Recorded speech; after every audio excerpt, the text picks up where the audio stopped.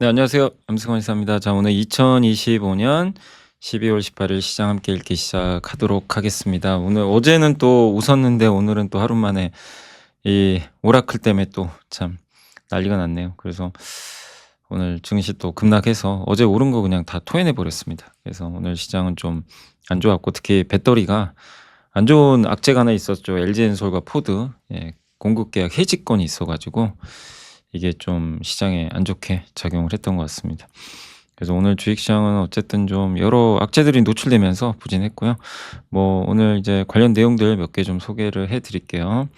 일단 오늘 그 미국 마감 시황하고 2026년 투자 키워드, 그다음에 LG엔솔과 포드가 배터리 계약 해지 통보했고 생물보안법은 통과됐습니다. 그래서 요 내용 좀 있었고, 그다음에 삼성전자 TFE, GSPNL, 한미약품, 두산, 전자공시는 어제 요새 두산에너빌리티 공식 계속 나오죠. 오늘 어제도 2개나 있었어요.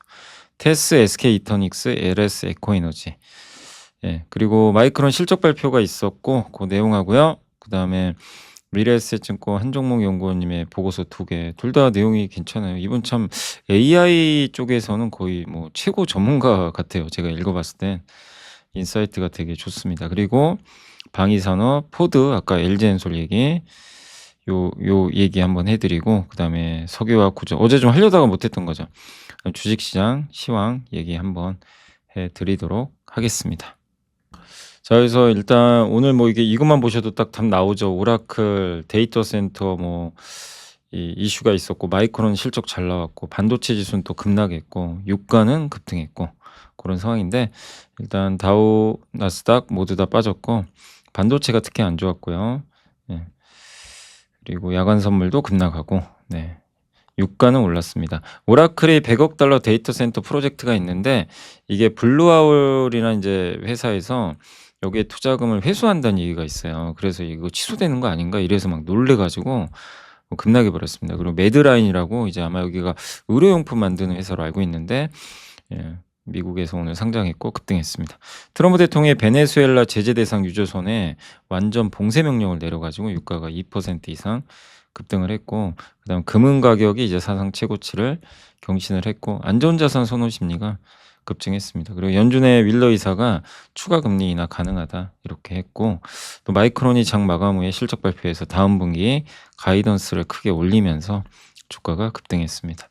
자, 어쨌든 AI 인프라 우려가 좀 커졌는데, 이 파이낸셜 타임즈가 어제 밤에 보도가 나온 거예요. 오라클이 100억 달러 규모의 미시간 데이터 센터 프로젝트, 이거 블루아울 캐피털이거든요. 여기가 원래 자금을 주기로 했는데 이게 이제 취소가 됐다, 이런 얘기가 나오면서 이제 급락을 한 거죠. 뭐 이게 여기만의 문제가 아니라 이제 다 전반적으로 엔비디아, 브로드컴 뭐 다 급락했어요.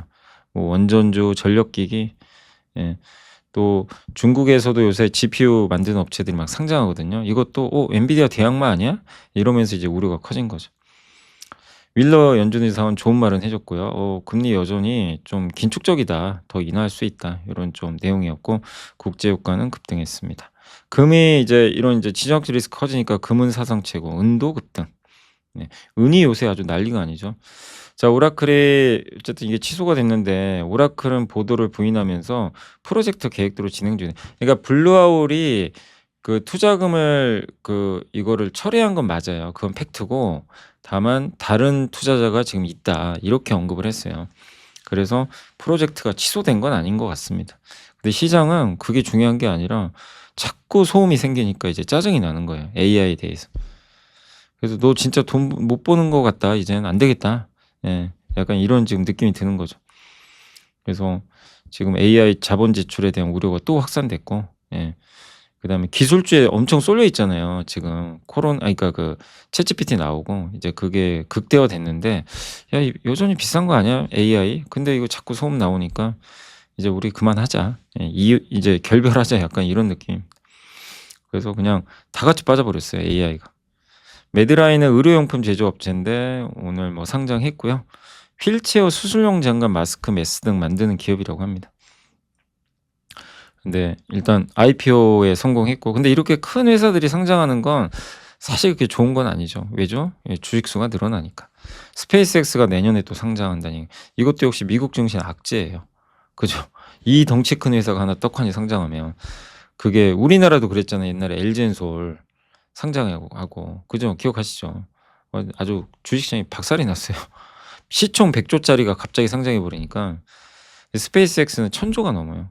그러니까 요 관련주는 좋지만 미국 증시에는 결코 좋은 이슈는 아니에요. 저거는. 예, 오픈 AI 엔트로피도 상장 대기 중이고. 그래서 미국은 항상 주식 수가 줄어드는 국가인데 내년에는 반대가 될 수도 있어요. 그래서 이거는 뭐 상장은 해야 되겠지만 뭐 마치 몇 년 전에 한국처럼 IPO가 너무 많아지는 건 결코 좋은 이슈는 아닙니다. 마이크론 실적 발표했고요. 예, 다음 분 요거는 이제 김선우 연구원님이 워낙 잘 적어주셔서 이따 설명드릴 텐데 그냥 압도적이에요. 예, 매출액 좋았고 이익 좋았고 다음 분기 가이던스도 좋았고 설비 투자는 크게 늘리지 않고 HBM 시장 규모는 앞으로 25년에서 28년까지 연평균 무려 40% 성장한답니다. 예, 그리고 2028년 시장이 2024년 전체 D램 시장보다 2028년 HBM만 따로 떼놔도 그게 더 크대요. 엄청난 시장이 이제 형성이 되는 거죠. 결국 메모리가 왕이다. 이걸 확인을 했습니다. 엔비디아 테슬라가 왜 빠졌냐면 그 완전 자율주행 지금 캘리포니아에서 하고 있는데 캘리포니아 법원이 너 너무 과장 광고했다 이렇게 경고를 해버린 거예요. 그래서 30일간 판매 중단. 그거 수정할 때까지. 그래서 급락해 버렸고 뭐 대세의 지장은 없지만 제동이 걸렸고 알파벳, 지버노바 이런 기업들 다 뭐죠? 전력기기. 알파벳도 어쨌든 AI 기업이고 다 급락. 매드라인은 상승했고 포드는 LG엔솔과 이제 배터리 계약 파기 소식에 급락했습니다. 이번 이제 오늘은 이제 소비자 물가 발표돼요. 아마 여러분들이 방송 보고 몇 시간 후에는 발표될 것 같고 그다음에 11월 개인 소비 지출 물가 지수는 내일 나오고 연준 의장 후보 면접 진행 중이래요, 지금. 윌러 아니면 케빈 오씨. 이 둘 중 아니면 그 케빈 헤싯 여기 왜 헤싯이 빠졌죠? 헤싯 이름이 헷갈려. 윌러, 워시 요런 요 세 사람이 좀 거론이 되고 있다고 합니다. 이슈는 일단 아까 말씀드린 대로 이제 기업별 이슈는 이따 한번 이제 보고서 통해 말씀드리고 내년 투자 키워드 요게 뭐냐면 이제 매일경제신문에 이 이슈가 있더라고요. 내년에 엠프레스 여 황제래요. 그래서 이 금리 인하 거의 첫 번째 T 그러니까 더 엠프레스인데 금리 인하 거의 끝나간다. 요렇게 좀 보고 있는 것 같아요. 그러니까 내년까지는 금리 인하 하는데 금리를 계속 낮출 거예요. 근데 이제 그 인하 사이클도 이제 거의 좀 끝나간다. 그러니까 금리 인하가 끝난다는 게 아니라 고금리, 고금리 시대가 끝나간다. 이렇게 생각하시면 됩니다. 잘못 적었네요. 그러니까 금리 인하는 내년에 이어지는데 이제 금리가 높잖아요. 미국 금리가 요게 좀 이제 끝나간다. 회복은 좀 시간 필요하다. 지금 경기가 좋은 거 여러분도 아시겠지만 AI 투자 때문이지 아직 소비 경기가 좋은 건 아니에요. 근데 회복엔 좀 더 시간 걸릴 것 같다. 내년 말 정도에 나아지지 않겠냐 보고 있고 돈 푸는 건 계속 이어지는 거 아시죠? 이 주식시장이 좋을 수밖에 없고 잘 나가는 주식에 올라타라. 뭐 그건 당연한 얘기겠죠. 뭐 어떻게 보면 주도주의 타란 얘기니까 결국 반도체 아니겠냐. 버블 걱정 아직 아니다. 근데 지금 시장은 너무 버블 걱정이 많은데 IT 버블과는 다르잖아요. 그때보다 기업들 현금도 많고 물론 조심은 필요하지만 아직 버블이 하긴 이르다. 로테이션 스타일 IT만 오르진 않아요. 최근에는 이제 순환매 도는 거죠.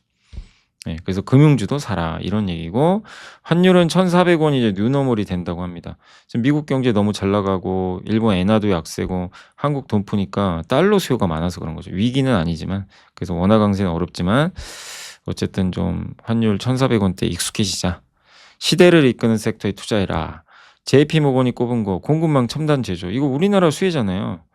요거 미국이 못하는 거 조선, 원전, 반도체 이런 거 우리가 다 해주죠. 국방, 항공우주, 에너지 자립, 반도체 AI. 근데 테슬라가 이걸 다 하고 있다고 합니다. 그게 좀 놀랍고 테슬라는 사실 여기 항공우주 하죠. 에너지 하죠. ESS, AI 하죠. 공급망까지는 제가 모르겠지만 웬만한 건 다 하는 거죠. 추천 포트폴리오 주식은 6, 채권은 40. 그중에서 주식 비중을 좀 늘려라. 그리고 IT랑 금융이 낫다. 그리고 내년은 이제 풍요의 해다. 금리 인하가 아니죠. 금리 상승 마무리. 유동성 공급, IT 반도체 강세 지속, 금융주 주목하고 장기 투자 마인드로 이렇게 해라는 걸 좀 이렇게 내용들이 나와 있으니까 여러분들이 그 기사도 한번 참고하셔서 뭐 한번 내년을 또 보시면 좋겠습니다. 그리고 이제 보고서 보고 좀 설명해 드릴게요. 일단 뭐 기업 분석부터 좀 먼저 할게요. 자, 삼성전자 영업이익 100조 원 가시권에 들어왔다. 이런 지금 내용인데 글로벌 최대 이제 D램 생산 능력 보유한 삼성전자가 HBM 이게 근데 놀랍진 않죠. 요새 뭐 100조 원 하면 처음에 깜짝 놀랐는데 뭐 이제 100조 원 갈 수 있지. 이제 이렇게 생각할 수 있잖아요. 4분기 서버 D램 가격 60% 인상. 아무튼 내년에 분기마다 역대급 실적이 나올 거는 같아요. 지금 분위기상. 공급은 적죠. 중운영 반도체 기업들은 HBM 달라 그러죠. 엔비디아도 이게 필요하고 수요는 계속 늘죠. 예. 그래서 지금 4분기 영업이익이 무려 19조. 전년 동기 대비 3배 증가. 예. 그리고 이 물량도 계속 조금씩은 늘어날 거고 HBM4 비중도 내년에 늘어나고 그다음 빅테크들은 계속 지금 HBM 달라. 예. 근데 주가는 경쟁사들보다 43% 할인 거래 중이고. 그러니까 지금 싸다는 거죠, 한마디로. 그래서 다만 이 오라클 리스크가 있어서 이거 해소 전까지는요. 반도체가 바로 가긴 좀 어려워요. 근데 이번 조정은 또 기회가 되지 않겠냐? 이렇게 생각하고 있습니다. 결국 반도체의 왕은 메모리 같아요, 지금은. 메모리가 왕이 되고 있다. 자, TFE는 많이들 아시죠? 제가 함께 배우기에서도 여러 번 소개해 드렸고, 소켓 있죠? 그러니까 반도체 만들어진 거를 이제 이 소켓에 끼워서 테스트하는 거예요. 그거 전문 업체 중에 하나고, 리노공업이나 이제 그 ISC가 이제 어떻게 보면 경쟁사 중에 하나죠. 그리고 다양한 이제 거기에 테스트 뭐 장비나 소켓에 들어가는 부품도 만들고 있습니다. 3분기 실적 굉장히 좋았고요. 비메모리 그 매출 비중이 원래 목표가 50%인데 66.6%까지 증가한 거예요. 근데 이것도 호재로 봐야 될 것 같고 내년도 좋다. 제가 기대하는 건 이거예요. CPU. 혹시 기억나세요? 예, 패키지. 예, 실리콘 포토닉스라 그러죠. 그러니까 지금 구리선 통해서 전기가 그러니까 뭐 엔비디아가 데이터를 만들어요. 그럼 그거를 이제 다른 칩에 보내줘야 될 거 아니에요. 그때 뭘로 보내요? 구리선으로 보내요. 그냥 전기 데이터로. 어떻게 보면 그냥 일반적인 데이터로 구리 케이블 이용해서. 그게 아니고 이 CPU는 빛으로 보내는 거죠. 빛. 예. 그래서 광을 이용하는 거죠. 예. 그래서 그거에 광신호로 바꿔주는 게 실리콘 포토닉스고, 근데 그게 이 어떻게 보면 기판하고 그러니까 이 엔비디아 칩에서 좀 떨어져 있어요, 멀리. 그러니까 이게 시간이 걸리잖아요. 얘를 그 엔비디아 GPU 옆에 그냥 바로 붙여버린 거예요. 그걸 해주는 이제 패키징을 바로 CPU라고 하는 거고, 요거 관련된 이제 어떻게 보면 테스트 소켓이나 이런 걸 해주는 회사가 TF인 거죠. 그래서 이미 브로드컴에 납품하는 걸로 알려져 있죠. 근데 이 시장이 크게 열릴 수밖에 없어요. 그래서 그거는 이따가 한종목 연구원님 보고서를 설명하면 그래서 그렇구나. 이해가 되실 겁니다. 화성공장 증설 내년 2월에 완료되고요. 그다음에 뭐 호텔도 여전히 괜찮다고 생각하고 있고, 얼마 전에 그 삼정 KPMG에서 나온 호텔 자료 한번 보여드렸잖아요. GSPNL 뭐 당연히 국내 대표 호텔 회사고, 입국자 수가 월 평균으로는 2016년을 넘고 있습니다. 추가적으로 한일령도 수혜가 되고, 서울 5성급 호텔이 어쨌든 적어요. 500객실 이상의 호텔은 7개밖에 안 된다고 합니다. 근데 이 다른 경쟁사보다 GSPNL은 그 5성급이 제일 많아요. 그다음에 4성급, 3성급. 근데 사실은 3성급, 4성급이 많은 게 더 좋아요. 여기가 수요가 훨씬 많아요. 5성급은 비싸잖아요. 그래서 그런 걸 보면 서부 T&D가 가장 수혜를 받겠지만, 근데 골고루 있어요. GSPN은 5성급, 4성급, 3성급 다 갖고 있기 때문에 고르게 수혜를 받을 것 같고, 얼마 전에 이제 저 삼성동에 그랜드 인터컨티넨탈 서울 파르나스 있는데 그 옆에 웨스틴 맞아요. 웨스틴 서울 파르나스가 리모델링을 끝낸 것 같더라고요. 그래서 이제 여기도 본격 가동에 들어갑니다. 3, 4성급인 나인트리 호텔도 있고. 그래서 호텔은 뭐 이 주가 흔들리면 기회가 아닌가 싶고, 한미약품 이제 많이 공부했지만 결국 이제 내년에 아마 에페글레나타이드 한국형 비만 치료제 임상 데이터가 나왔고, 내년에 이제 임상 결과 다 나오면 내년 하반기에 출시가 될 것 같고, 효능은 좋죠. 안정성도 입증이 됐습니다.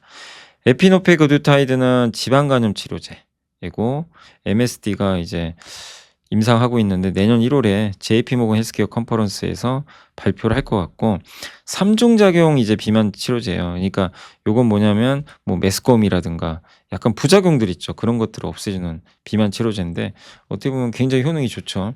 근데 이거는 이제 27 년도에 결과가 나오니까 조금 시간 걸리고요. 그다음 기대하는 게 요거 근육 감소하는 걸 막아주는 거. LAUCN2. 예, 근육이 감소하는 거를 얘가 좀 막아줍니다. 예. 그렇다고 보시면 될 것 같아요. 그래서 이게 이제 첫 번째 치료제로 아마 등극할 가능성이 있고 아무튼 이 아니 나 살 빼는 건 좋은데 근육이 감소하면 좀 그렇잖아요. 이제 그거를 막아주는 거기 때문에 뭐 저게 성공만 한다면 굉장한 게임 체인저가 되겠죠. 그리고 저런 기술을 팔아버릴 수도 있어요, 글로벌 제약사에. 그래서 '비만 치료제 찐 기업이다.' 이렇게 보고 있고 오늘 두산이 좀 안 좋았던 게 이것 때문이에요. SK 실트론 인수우선 협상 대상자로 어제 그 공시가 됐고요. 매각 대상은 이제 SK가 SK 실트론을 갖고 있어요. 이거를 이제 가져가는 건데 결국 한 3조 원 정도의 인수를 할 것 같아요. 예. 실트론은 뭐 하는 회사냐면 동그란 웨이퍼 있죠. 네, 동그란 그거 잘라 가지고 반도체 만들죠. 그 웨이퍼 만드는 기업이에요. 그래서 요 회사를 이제 인수하는 건데 왜 근데 주가 이게 악재냐. SK 실트론 알짜 회사예요. 연간 최대 한 6천억도 벌어요. 반도체 업황도 좋고 세계 3 위입니다. 예. 근데 왜 이게 왜 악재지? 이럴 수 있잖아요. 이유가 여기 있어요. 그 양승수 연구원님이 했던 얘기는 AI향 수요가 빠르게 확대되는데 두산전자가 CCL 동박 적층판이죠. 이게 이제 이수페타시스가 만드는 기판이 있어요. 거기 들어가는 소재고 이게 다 어디 가죠? 엔비디아 칩에 들어가고 구글 TPU에 들어가요. 그러니까 AI의 수혜를 그대로 받는 건데 주주들이 원하는 거고요. 저기다 투자하지 말고 그 돈 있으면 이걸 더 증설을 하든가. 예. 그게 낫지 않냐. 왜 지금 이거 업황이 너무 좋으니까. 그리고 두산전자 경쟁사가 거의 없어요. 뭐 대만 정도? 예. 그러니까 거의 독보적 경쟁력을 갖고 있어요. 그러니까 이제 주주분들이 봤을 때는 아니 실트론 좋은 건 알겠는데 그 돈이면 기왕 3조 원이잖아요. 두산전자 본업에 더 투자하는 게 낫지 않냐 이거예요. 지금 이렇게 물 들어올 때 노져야 된다는 거죠. 예. 그럼 이렇게 되면 이 돈을 저기다 써 버리니까 이걸 이 수혜를 다 못 받는 거죠. 근데 중장기적으로는 당연히 호재일 수 있어요. 알짜 회사 맞거든요, SK 실트론은. 그래서 지분 가치도 더 높아질 거고 뭐 아주 비싸게 사는 건 또 아니라는 평가도 있으니까.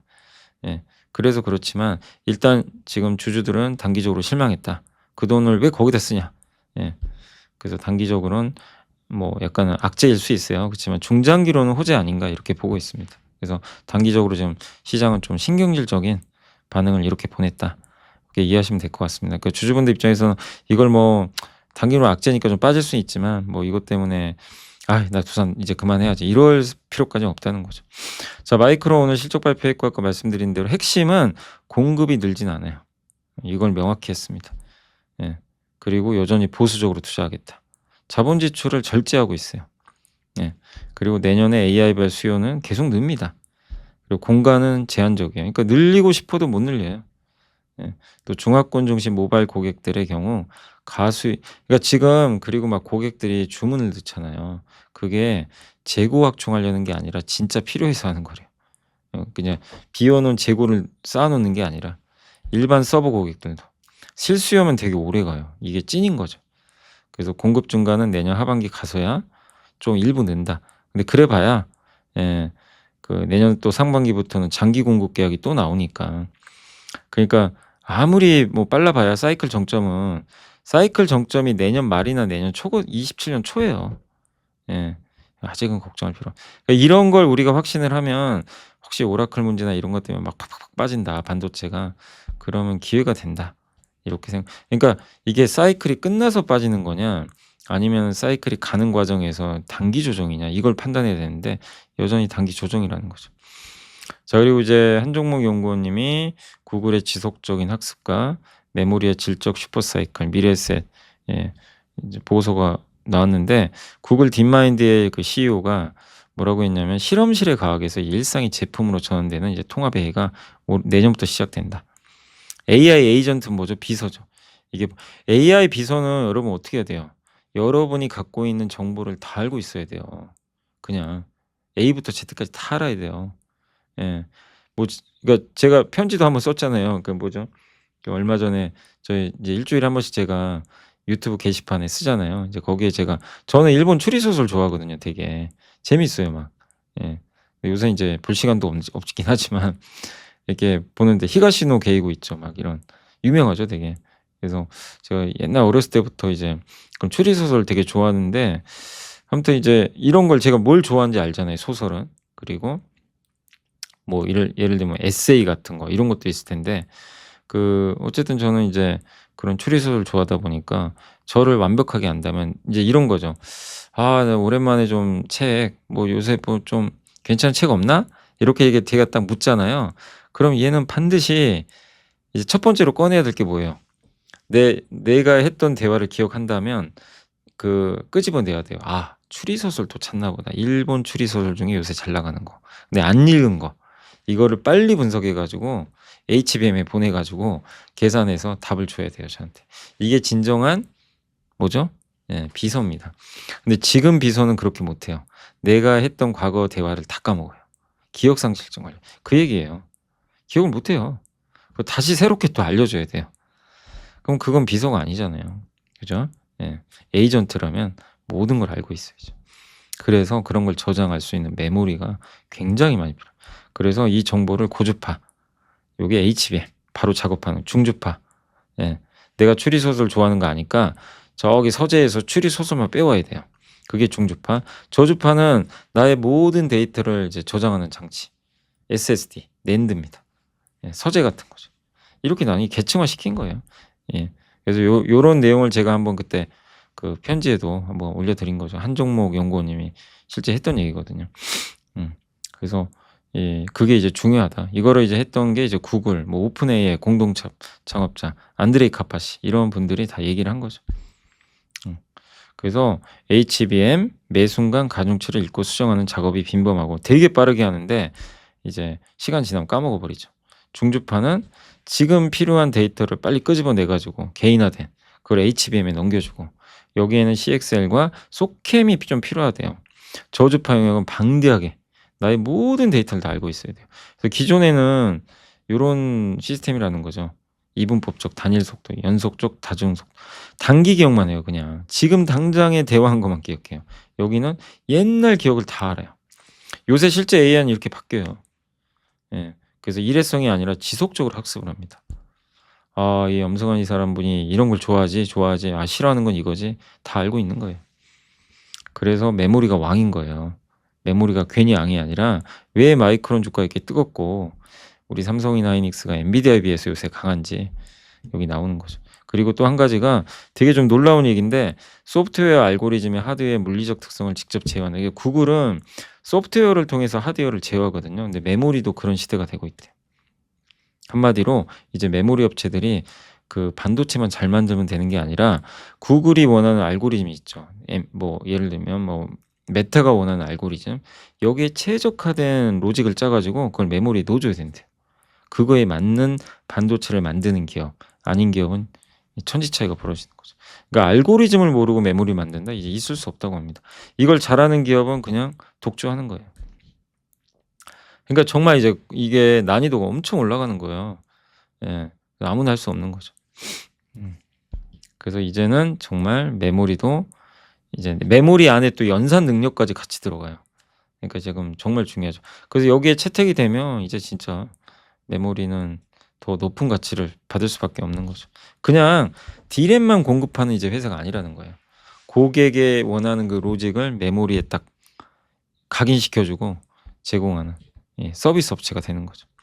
그래서 알고리즘 모르면 이제 메모리 못 만들고 하드웨어 모르면 모델을 최적화할 수 없는 이거를 완벽하게 갖춘 메모리 회사가 좋다. 그리고 이제 메모리 업체는 단순 부품 회사가 아니다. 지능의 연상 장치로 진화하는 가치 전환 사이클 밸류를 높게 받아야 돼. 그러니까 메모리가 왕인 게 맞습니다. 예. 그렇게 생각하시면 되겠고요. 또 지금 이제 뭐 지난주 금요일 날 나왔던 보고서인데 이번 주 월요일 날 나왔었나 아마 그랬을 거예요. 돈이 아니라 물리가 문제다. 이게 뭐냐면 오라클 아시죠? 웨어하우징이라는 현상이 발생한대요. 오라클이 직면한 문제가 뭐죠? 칩을 팔 곳이 없어서가 아니라 칩 꽂을 것을 제때 짓지 못해서 발생한 웨어하우징. 예. 이게 무슨 얘기냐면 주문은 넘쳐요. 막 수주 엄청 받았어요. 근데 신규 계약을 많이 했잖아요. 근데 물건을 줘야 될 거 아니에요. 예. 그러려면 데이터 센터가 지어져야 돼요. 데이터 센터를 짓고 그리고 나서 물건을 주는 거예요. 지금 그 구조거든요.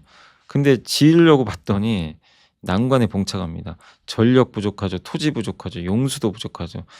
이거 짓는 노동자들의 임금도 올라갔죠. 송전망 연결 대기 시간이 7에서 8년. 가스터빈 납품 기간 2년에서 4.5년. 오라클은 칩이 있어요. 구매하고도 고객한테 서빙을 못 해요. 예. 아니 물건이 안 나오니까. 저 데이터 센터가 지어져야 물건을 줄 거 아니에요. 그러니까 이제 창고에 그걸 쌓아만 놓는 웨어하우징. 네. 상황이 처했다. 예. 그러니까 이 웨어하우스가 창고 아닌가요? 그죠? 그러니까 이제 이런 상황이 좀 직면했다는 거죠. 칩이 가동돼야 클라우드 매출로 잡고, 그런데 이게 안 되니까 매출이 밀리고, 이걸 투자자들은 걱정하고, "야 너 돈 언제 벌래?" 닷컴 버블 당시에는, 근데 이게 수요의 소멸이 아니니까 너무 이걸 우려는 하지 말자요. 왜냐하면 닷컴 버블 때는 너무 많이 깔아 버렸대요. 뭐 수요도 없는데 그냥 막 깐 거예요, 케이블을. 지금은 수요는 많은데 물리적 제업 때문에 깔고 싶어도 이제 속도 조절 걸려 버리는 거죠. 다만 이건 악재가 맞아요. 이거 아마 기억하실 거예요. 몇 달 전에도 우리가 걱정해야 될 것 중에 하나는, 이게 이런 공급망 때문에 데이터 센터를 짓는 게 좀 중단되거나 속도가 느려지는 거. 그렇게 되면 좀 한번 흔들릴 거다. 이걸 예상을 했잖아요. 지금 현재 그 상황이 발생한 거예요. 수요가 빠져서는 아니라서 그거는 괜찮은데, 공급망 문제도 분명히 악재는 맞거든요. 이게 안 되면 늦어져요, 데이터 센터 짓는 게. 결코 좋을 수는 없는 겁니다. 근데 버블은 아니에요. 버블은 아니지만. 예. 그리고 빅테크들이 무리하게 돈을 쓰다 파산할 거라는 시나리오도 요새 나오잖아요. 무시무시하죠. 근데 재무제표 숫자 보면 아니다. 여전히 빅테크들의 기초 체력은 단단합니다. 돈 많아요. 외부 차입 안 해도 돼요, 사실. 그래도 일부 하긴 하지만. 골드만삭스는 7천억 달러, 우리나라 돈으로 1,000조 원의 자금을 추가할 수 있대요, 하이퍼스케일러에다, 빅테크들이. 자본 지출 규모가 천문학적이어도 이들의 지갑 두께에 비하면 이거 감당 가능하다. 인프라 확장은 재무적 자살행위가 아니다. 경쟁자를 따돌리기 위해서 더 투자하는 거다. 네오클라우드는 이제 중소형 클라우드 기업들인데, 이 뒤에는 또 빅테크가 도와줍니다. 예. 구글이 얼마 전에 한 이제 이 네오클라우드 업체가 은행이 대출을 안 해준다고 하니까 자기가 보증하겠다는 거예요, 구글이 직접. 뒤에 있는 거죠. 예. 그래서 이것도 너무 우려할 필요는 없는 것 같고요. 다만 이제 소음은 계속 있습니다. 그리고 아까 말씀드린 TFE랑 관련된 게 요겁니다. 광통신 슈퍼사이클 빛의 시대. 구글 TPU가 엔비디아에 이제 위협을 가하고 있죠. 그게 이유가 뭐냐면 칩을 여러 개 연결했더니 엄청 빠른 거예요. 알고 봤더니 구리 케이블이나 이런 게 아니라 그 OCS라는 인프라를 쓰는데, 전기 대신에 미세한 거울 있죠. 거울로 반사해 가지고 빛을 보내요. 빛을 거울에 튕겨서 보내는 거예요. 그러면 별도의 전기를 빛으로 바꾸는 그 광 트랜시버 없어도 9,000개 이상의 칩을 단일 슈퍼 포드로 연결해 버립니다. 그냥 거울로 하면 돼요. 그래서 원래는 전기 신호를 빛으로 바꿨다가 빛을 다시 전기로 바꾸거든요. 그럴 이유가 없어요. 그냥 저 거울로 그냥 튕겨 주면 됩니다. 예. 레고 블록처럼 유연하게 연결도 할 수 있대요. 그러면 비용이 엄청 줄겠죠. 그래서 엔비디아보다요 30에서 40% 저렴하고, 이거 가지고 제미나이 3.0 해버린 거죠. 가격도 훨씬 싸고. 예. 그래서 요 광통신, 예, 저게 이제 주목받는다. 그래서 아까 말씀드린 실리콘 포토닉스나 CPU 이런 것들이 좀 주목받을 수밖에 없는 거고요. 브로드컴이 요새 브로드컴 뭐 하는 회사냐면, 그 구글이나 마이크로소프트나 이런 칩들 있죠. 칩들을 이들이 설계하면 브로드컴이 이걸 받아요. 원래 브로드컴도 일부 설계하는 걸로 제가 알고 있는데, 아무튼 설계를 받아서 얘가 그 TSMC랑 협업을 해서 반도체를 만들어줘요. 그래서 공급하는 회사입니다. 그래서 브로드컴이 다 해줘요, 그거. 중간에서. 구글, 메타, 바이트댄스, 엔트로피 요 5개 회사가 크다고 하는데, 이 회사로부터 설계받아서 제조하고, 제조는 TSMC가 하는데 그걸 이제 제조할 수 있는 설계도로 바꿔줘야 돼요. 그 역할을 여기 이제 그 브로드컴이 해줍니다. 그러니까 고객사도 많고 엔비디아 대항마죠. 네. 그래서 엔트로픽이 엔비디아 대신에 구글과 브로드컴이 합작한 칩 요거를 구매했다고 발표가 나왔어요. 그러니까 이제 엔비디아가 놀란 거죠. 우리 칩 안 쓰고 저 경쟁사 칩을 쓰기 시작하는 거죠. 그래서 브로드컴이 주가가 올라갔던 건 이제 그런 배경입니다. 구글과 함께 갈 수밖에 없고, 구글만이 아니라 다른 업체들과도 계속 이제 제휴를 맺게 되겠죠.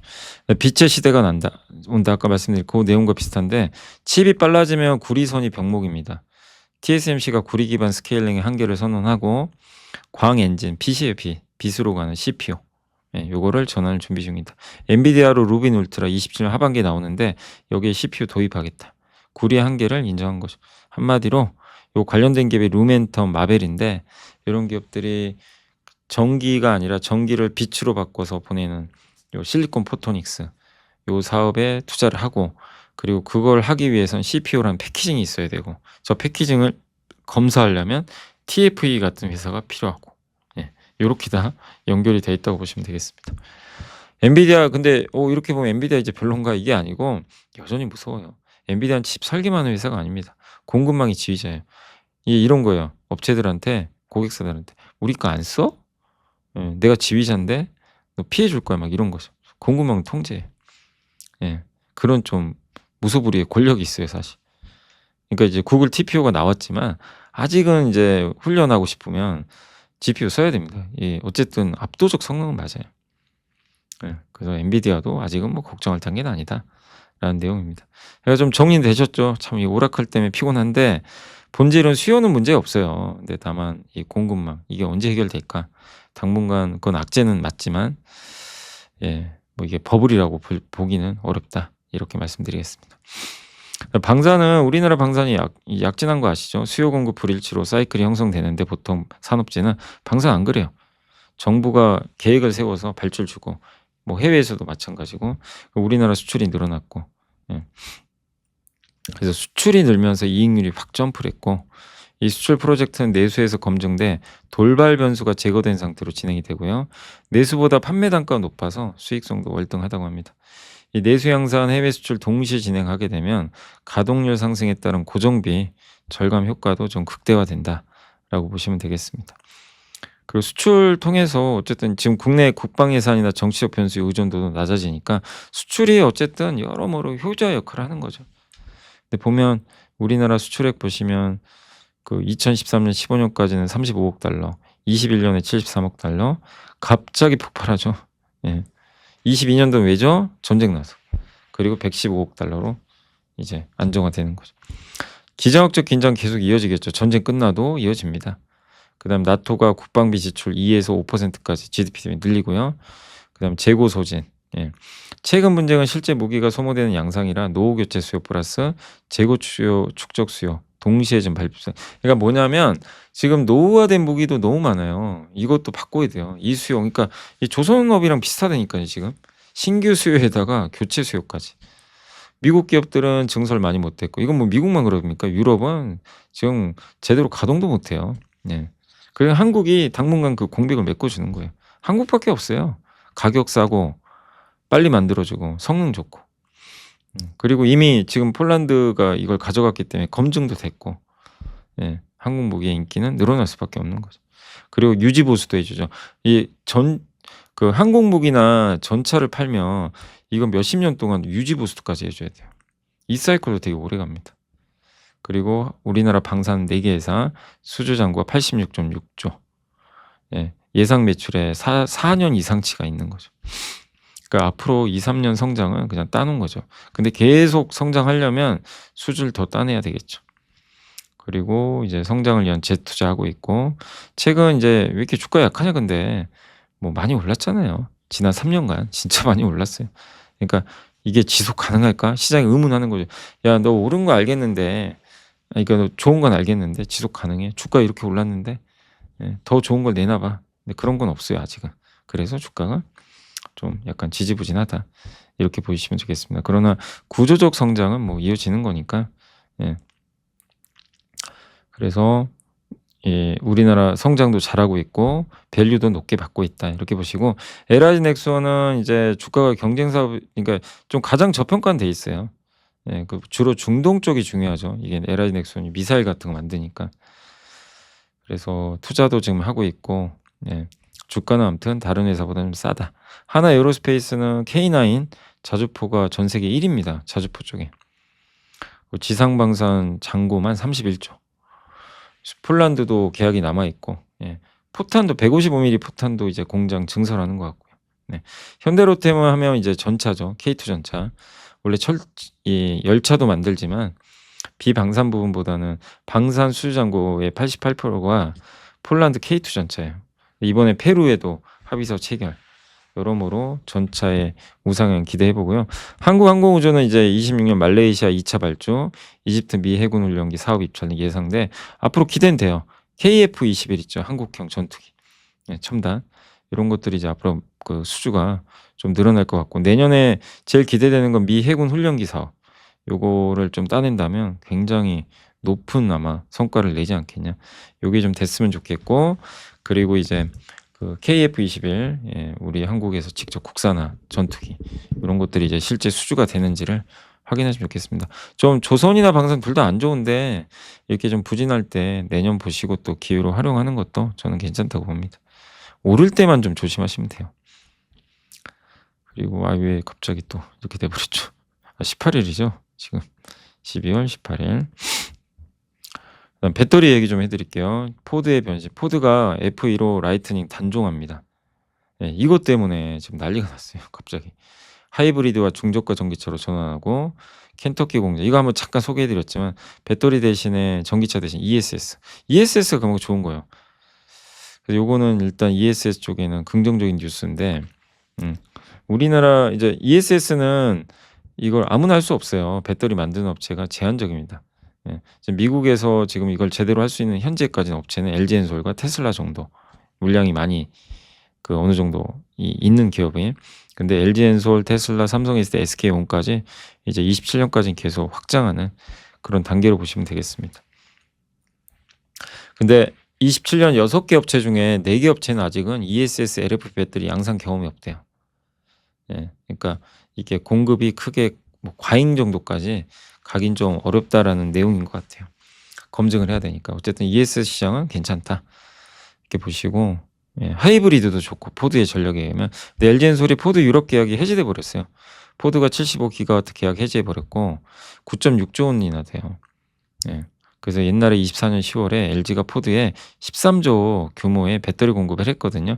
유럽 모델이에요. 유럽에 들어가는 그 1톤 밴. 예. 요거에 34기가와트인데 요거는 그대로 유지가 되는데 2027년, 2032년에 공급되는 차세대 신규 플랫폼, 이 대형 상용차 2톤급 배비인데 이게 훨씬 크죠. 2배 정도 규모가. 요게 계약이 해지돼 버린 거예요. 그러니까 이제 폴란드 공장에서 그게 만들어질 텐데 이게 안 되니까 이제 그 가동률이 훨씬 떨어지겠죠. 예. 그래서 포드가 이런 거를 하는 이유는 전기차가 안 되니까요, 잘. 예. 순수 전기 픽업인 F150 라이트닝의 차세대 모델 생산을 중단한다고 합니다. 물론 다른 모델들은 LG엔솔이 공급은 하지만 어쨌든 단기적으로는 악재는 맞고, 그래서 오늘 급락을 해버렸고요. 다만 ESS로 전환은 이어지니까 이 부분을 중장기로 너무 우려로 보지 마세요. 여전히 좀 진통 과정은 맞지만, 예, 이게 전기차가 안 되는 게 좀 계속 발목은 잡는 것 같습니다. 석유화학 쪽은 이제 미국에서 시작된 석유화학 구조 조정인데, 웨스트레이크라고 하더라고요. 에틸렌. 요 기업이 구조조정 발표했대요. PVC 요런 사업들 일부 가동 중단하고, 그래서 규모가 크진 않은데 미국이 드디어 그 이런 석유화학 기업들이 구조조정을 시작했어요. 이제 못 견디는 거죠. 왜죠? 천연가스로 원료를 써서 만드는데 천연가스 가격이 너무 오르니까 감당을 못하는 거예요. 예. 엑손모빌에 또 최근에 에틸렌 가격 인상. 감산하면 어떻게 돼요? 가격 올라요. 그래서 여기 웨스트레이크 설비 구조인데 우리나라 그 이제 석유화학 기업들이요, 미국보다 원가 경쟁이 이제 개선됩니다. 우리는 원유를 쓰죠. 원유가 급락했죠. 원재료 비용이 싼 걸 쓰고 미국은 천연가스를 이용해서 석유화학 만들어요. 비싸요, 천연가스가. 그럼 우리보다 경쟁력이 떨어집니다. 그러면 우리 입장이 좋죠. 여기가 이제 감산 들어가니까. 예. 그리고 롯데케미칼, 대한유 요새 강하죠. 그리고 SOE까지 긍정적으로 보고 계시는 것 같습니다. 자, 그리고 이제 시황. 주식시장 AI 자체를 부정하기보다 수익의 시간표. 뭐냐면 AI를 부정하지는 않는데요. 예, 오라클, 브로드컴, 그죠? 뭐 수요 이거는 우리 명백히 봤잖아요. 수요는 걱정할 필요가 없어요. 예, 근데 시장이 이제 더 이상 이제 만족을 못해요. AI 투자 그래 늘어나는 거 아는데 만족 못합니다. 너 이익률 줄어든다며. 오라클 어떻게 된 거야? 왜 데이터 센터 지연돼? 투자자들이 돈 뺀다고? 이제 이거에 대한 답을 못 주는 거죠, 명확하게. 불안한 거예요. 수요 많은 것까지는 알겠는데 불안한 거죠. 오라클도 지금 마찬가지고. 예. 그래서 주식시장 최근 조정은 어쨌든 AI 수요 자체에 대한 이제 이 부분에 대한 부정은 아니고 이제 ROI, 이 투자금 대비해서 언제 얼마를 회수할 거냐. 회수에 대한 이제 시간표, 그게 빨랐으면 좋겠다는 거죠. 투자가 언제부터 현금으로 들어오는지를 묻는 단계. 이게 빠르면 좋은데 답을 못 합니다. 데이터 센터 제대로 지으려면 27년은 돼야 되거든요. 2027년. 이걸 지금 확인할 방법이 없는 거예요. 예. 그래서 글로벌 자금 시장은 그러니까 이거에 대해 할인을 해 버리는 거예요. '아 불확실해. 언젠지 몰라? 그럼 일단은 좀 줄이자.' 이런 느낌인 거죠. 그럼 당연히 변동성 커지죠. 우리나라에 그러면 이제 외국인들 주식 팔 가능성이 높고, 그죠? 예. 그래서 한국 주식시장이 원래 AI 단일 변수보다 달러, 금리 이런 변동성 이런 게 되게 민감한데 지금 약간 그런 상황으로 가고 있다고 합니다. 그래서 이걸 이제 앞으로 근데 우리가 좀 판단을 해야 되니까 빅테크 자본 지출이 절대 감소하면 안 돼요. 이게 첫 번째 명제입니다. 우리가 판단해야 될 거. 여전히 좋게 봐야 되는 명제 중에 하나가 자본 지출의 증가율은 둔화돼도 지출 자체가 줄어버리면 안 돼요. 100억에서 110억, 110억에서 111억까지 이렇게 가는 건 좋은데 갑자기 110억 갔는데 뭐 90억으로 준다. 이거는 안 좋은 거죠. 그다음에 HBM이 계속 늘어나는지 비중이, 환율과 변동성. 원화 해지 비용과 변동성. 그러니까 한마디로 지금 환율이 자꾸 오르는 건 좋은 거 아니거든요. 네. 이 세 가지가 병렬로 된 게 아니라 다 중요하다는 거죠. 자본 지출이 늘어나면 방향성은 위로 가겠죠. 이 방향 결정하고, 메모리 물량이 많을수록 좋잖아요, 실적에. 환율과 변동성은 그 움직임을, 환율이 오르면 변동성이 커지거든요. 그러니까 더 올라가는 거를 좀 막을 수도 있고, 예. 이런 변동성은 오르는 거 더 키울 수도 있고 또 밑으로 꺾을 수도 있는 거죠. 그래서 앞으로 반도체 보실 때는 좀 그런 부분들, 반도체 사이클에서 실적이 아무리 좋아도요, 이게 피크아웃 걸리면요 그냥 빠집니다. 이게 파란색 선이 그 반도체 기업들의 주가예요. 2018년 요게 주가인데, 요 밑에 노란색이 이익이, 아니 보세요. 이익은 증가하는데 주가 미리 여기서 빠진 거 아세요? 그죠? 이렇게 올랐는데 되게 이상하죠. 그래서 이게 어려워요. 아니 이익 추정치는 자꾸 오르는데 주가는 박살이 나고 있어요. 예. 여기도 근데 주가보다 먼저 올라요. 예. 이런 경우들이 있어요. 여기 보세요. 아니 이익 올라가는데 주가 박살이 납니다.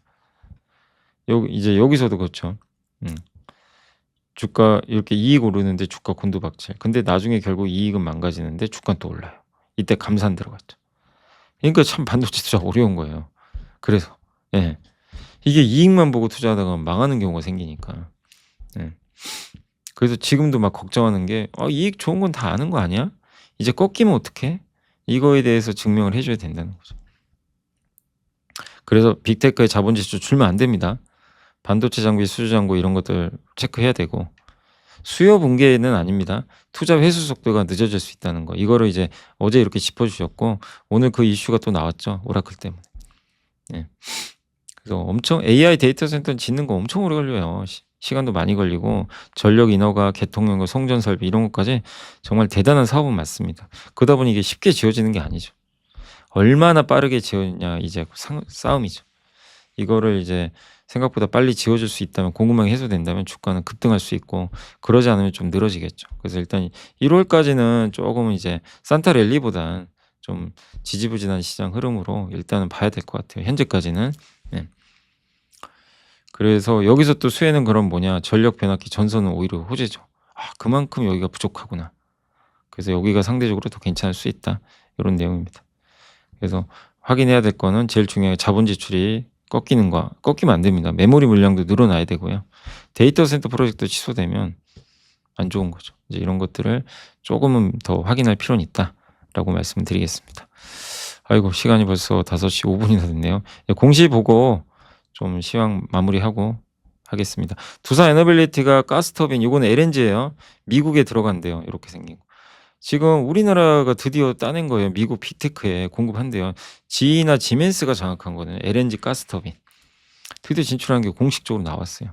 비밀이라 누군지는 안 알려줍니다. 예. 아마 이번 계약 금액은 최소 2,500억에서 한 5,000억까지 나올 것 같습니다. 예. 그리고 지난 10월에 가스터빈 2기 공급했었거든요. 그래서 이번에 추가 공급하면서 총 5개를 공급을 하게 됩니다. 그래서 이렇게 보시고 요게 가스터빈 구조라고 하더라고요. 좀 복잡하긴 합니다. 요렇게. 요렇게 생겼어요, 가스터빈. 그래서 이 천연가스를 넣어서 천연가스를 가지고 그 천연가스에 아니죠. LNG죠. LNG를 넣어 가지고 그거 가지고 이제 이 터빈을 돌리는 거죠. 예. 한마디로 이걸 개질한다 그래요, 개질. 예. 여기 수증기를 만들어요. 이렇게. 그렇게 해서 이제 그 전기를 이제 터빈 돌려서 전기를 만드는 거죠. 요 터빈 통과해서. 그렇게 보시면 되겠고, 두산 에너빌리티가 또 SMR 소형 모듈 원자로 요거 투자를 하기로 결정했습니다. 뭐 당연히 이건 호재입니다. SMR 공장 신축. 출력 300ml 소형 원자로. 대형 원전보다 효율성이 좀 있죠. 네. 유연한 입지 선정 가능하고 좀 빨리 지어져요. 10년이 아니라 3에서 5년. 빅테크들은 이거 필요하니까 마이크로소프트, 아마존, 구글 다 원전 기업과 협약을 맺었습니다. 이번 투자 통해 연간 20기 이상의 이런 SMR을 좀 소형이에요. 예, 대형 원전도 비슷하게 생겼지만 이렇게 해서 공급한다. 테스가 코리아 인스트루먼트를 인수를 해요. 지분을 추가로. 예, 그래서 이 회사가 뭐라 그러죠? 프로브 카드 맞아요. 그 웨이퍼 검사 장비 동그란 데 들어가는 프로브 카드를 만듭니다. 그래서 요거를 인수해서 이제 이 사업을 좀 키우겠다라는 거 보시면 되겠고, 프로브 카드 경쟁사는 TSE 같은 기업들이 있죠. 그래서 반도체 증착 장비하는 테스가 이 회사를 이제 인수하게 되면서 후공정 시장까지도 이제 뛰어드는 모습이 될 것 같습니다. 요렇게 생겼어요. 요게 요 바늘 같은 거 있죠. 요게 저기 밑에 있는 여기 웨이퍼 위에 딱 닿아서 얘가 체크를 해주는 거죠.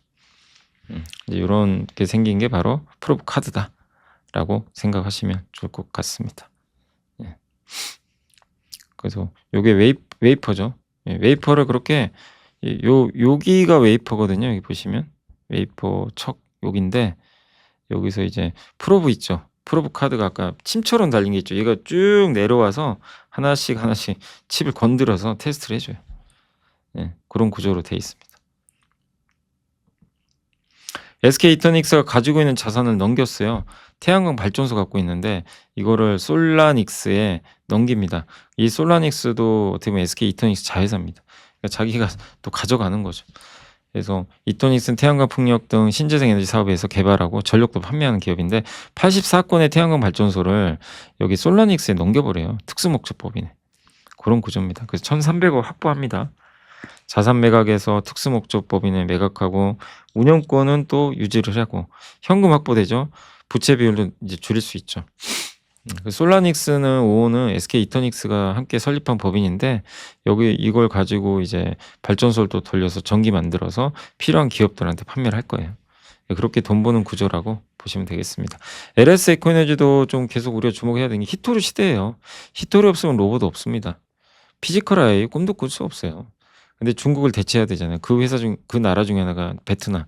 LS 에코에너지가 드디어 베트남 투자를 결정했어요. 예, 이거는 호재라고 보고 있고요. 근본 투자 통해서 베트남을 거점으로 히토류를 만들 겁니다. 원광 및 히토류 산화물, 글로벌 광산업체. 요게 아마 이제 베트남에 글로벌 광산업체가 있을 거고 거기서 나오는 거를 가지고 이제 LS 에코에너지 베트남 공장에서 금속으로 바꿔줘요. 그리고 이걸 또 넘겨요. LS전선 미국에. 그러면 연구 자석을 만들고 이런 밸류 체인으로 이렇게 보고 있습니다. 그래서 원광 이거를 금속으로 바꿔주고 그다음에 연구 자석 제조하고 로봇 풍력 터빈 UAM 뭐 이런 데 이제 들어가는 거죠. 전 세계적으로 중국의 지역에서 이제 공급을 다변화하니까 이 베트남 쪽에 이렇게 투자하는 건 저는 긍정적으로 보고 있습니다. 그래서 원래 이 회사는 LS 에코에너지도 전선 기업이에요. 베트남에 있는 전력 케이블이나 이런 UTP가 랜선 아시죠? 랜선 이거 다 컴퓨터에 꽂잖아요. 통신 그런 거 만드는 기업입니다. 전량 북미에 수출하고 있는데 여기에 이제 저런 이제 히토류 사업까지 붙을 수 있어서 뭐 긍정적일 수 있는 것 같습니다. 자, 이제 오늘 제가 할 건 다 했고요. 이제 시장 보면서 마무리하겠습니다. 오늘 어쨌든 뭐 안 좋습니다. 하이닉스 오른 거는 그냥 미래에셋증권 좀 올랐고 SK스퀘어, 한국항공우주, 하이브가 그래도 좀 버텨줬고 그냥 오늘은 뭐 처참합니다. 2차 전지 다 박살났고요. 두산 급락했고 한전도 오늘은 좀 빠졌고 아무튼 대부분 안 좋았습니다. 코스닥은 알테오젠이 버텼지만 뭐 일부 LNC 바이오도 좀 좋았고 스튜디오 드래곤 오랜만에 올랐지만 다 어제 그렇게 좋던 반도체 소부장이 오늘은 이게 뭡니까?